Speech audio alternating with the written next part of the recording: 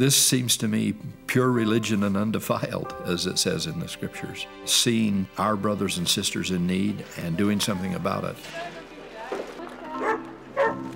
We're reaching out heart to heart and hand to hand and soul to soul.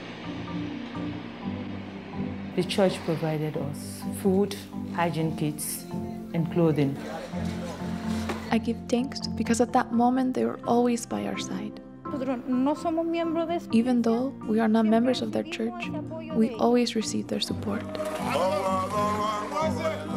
I think that the manifestation of love that has been expressed in the way the LDS Church has provided assistance, boy, that's a powerful, powerful message. Our partnership with the LDS Church is absolutely essential for the Red Cross to be able to fulfill its mission every single day. With us, the church has been there in so many different parts of the world in large numbers, but it really comes down to the individual. It's when you look at those individual stories that it brings our mission to life. When I saw him for the first time, he seemed in bad shape. I thought he wasn't going to live. Each day in our hospital, approximately 2 or 3 children need to be resuscitated at birth. The Church of Jesus Christ of Latter-day Saints has given us a marvelous contribution by providing courses in neonatal resuscitation. We carry out 2 to 3 training courses each year to train about 10 to 15 doctors, nurses, and medical residents. Training the trainers. And that group can then teach and train. And so there's a sort of a ripple effect here that little pebble in the pond goes a very long way. Every time I come, I see him nice and clean and healthy. I see him breathing better, calmly. I thank God for everything He has given me. For the baby who is making good progress, I thank God. Prayers are answered most of the time, I think, by God using other people. Well, I pray that He'll use us. I pray that we'll be the answer to people's prayers. The most critical thing about disaster response is moving large groups of people to the site of a disaster.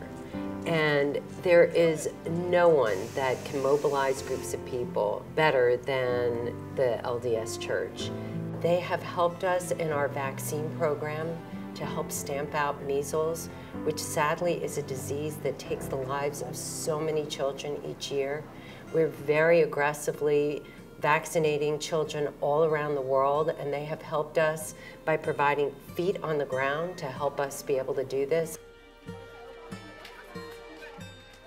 I think when groups of different faiths can come together, it can be transformative.